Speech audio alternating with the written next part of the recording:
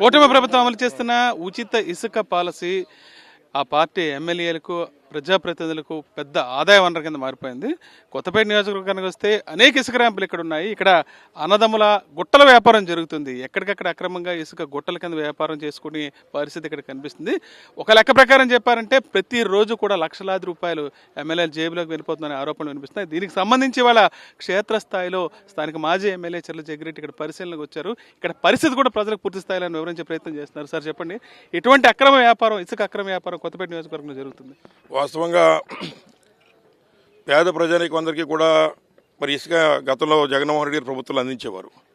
ఆ రోజు కొంత డబ్బు ప్రభుత్వానికి కూడా కట్టి అందరికీ ఇసుక అందుబాటులోకి తీసుకొస్తే నారా చంద్రబాబు నాయుడు గారు ఇదే జొన్న గ్రామం వచ్చి సెల్ఫీలు తీసుకుని ఇదంతా అక్రమ మైనింగ్ అనేటువంటి మాట మాట్లాడారు. మరి ఈ రోజు ఇంకో ఏదైతే వారి పేపర్లోనే మరి క్లియర్ కట్గా ఇక్కడ జరుగుతున్నటువంటి కూటమి ప్రభుత్వం యొక్క అక్రమాలు బయటపడ్డాయి. ఇదిగో ఈ గుట్లన్నీ కూడా అక్రమంగా నిల్వ చేసి మరి అమ్మేటువంటి కార్యక్రమం చేస్తున్నారు.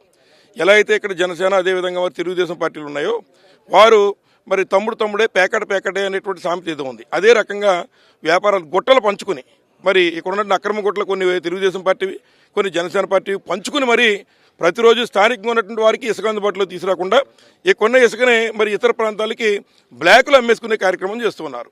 మరి అదే కాకుండా ఇక్కడ స్థానికంగా లేబర్ ఎవరైతే పని చేసుకుని వారు పొట్టబడి పోసుకుంటున్నారో అటువంటి వాళ్ళు తీసుకునే కూలి పనులు కూడా వీళ్ళ కమిషన్ పెట్టేసుకుని మరి మామూలుగా వాళ్ళ పాప కూలి పనులు 300-400 తీసుకుంటుంటే వీళ్ళు 600 నుంచి 1000 రూపాయలు మరి వసూలు చేసి అవన్నీ కూడా మరి అక్రమంగా సంపాదించే కార్యక్రమం ఈ యొక్క కొత్తపేట నియోజకవర్గంలో చేస్తున్నారు.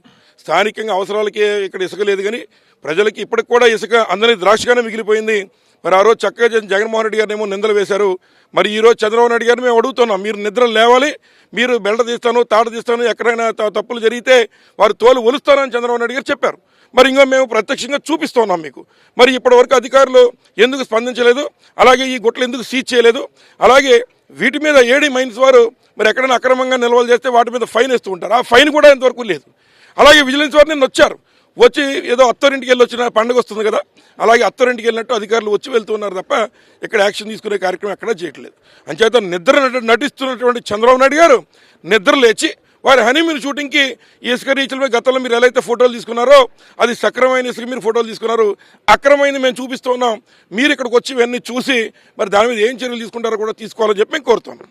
అధికారులు చూసుకుంటే ఇక్కడికి వస్తున్నారు, మీరు అన్నట్టు విజిట్ చేస్తున్నారు, అక్రమంగా వందలాది వెహికల్స్ తరలి వెళ్ళిపోతున్నా సరే వాటికి జీపీఎస్ లేవు, ఎక్కడ సీసీ కెమెరాలు లేవు, జియో ట్యాగింగ్ లేదు, ఏమి లేకపోయినా సరే ఎక్కడ మాట్లాడే పరిస్థితి కనబడలేదు. ఇంకోవైపు చంద్రబాబు మాత్రం ఖచ్చితంగా మీరు అన్నట్టు తోలు తీసేస్తానని చెప్తారంటే కేవలం మాటలుగా పరిమితం.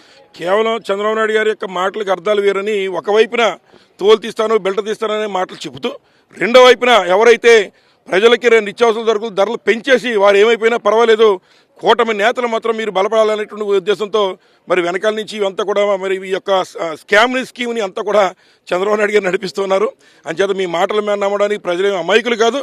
తప్పనిసరిగా వాస్తవంగా స్థానిక అవసరాలకు ఎవరైనా కావాలంటే వారు పంచాయతీలో సచివాలయంలో తీసుకుని వచ్చి ఇక్కడ పట్టుకెళ్లేటువంటి కార్యక్రమం మీరు ప్రవేశపెట్టారు. కానీ ఇక్కడ ఒక జీపీఎస్ లేదు, ఏదో ఒక సీసీ కెమెరాలు లేవు. తెల్లవారు లేస్తే ప్రజలు ఎవరైనా ఇసుకొస్తే వారిని మీరు ఇందులో రావడానికి వీల్లేదని చెప్పి నివారించి కేవలం వారి లారీలు వారి ట్రాక్టర్లో పెట్టుకుని మరి ఇక్కడ ఉన్నటువంటి ఇసుకనంతా కూడా ఇతర ప్రాంతాలకి బ్లాక్లో అమ్మేసేటువంటి కార్యక్రమం చేస్తున్నారు.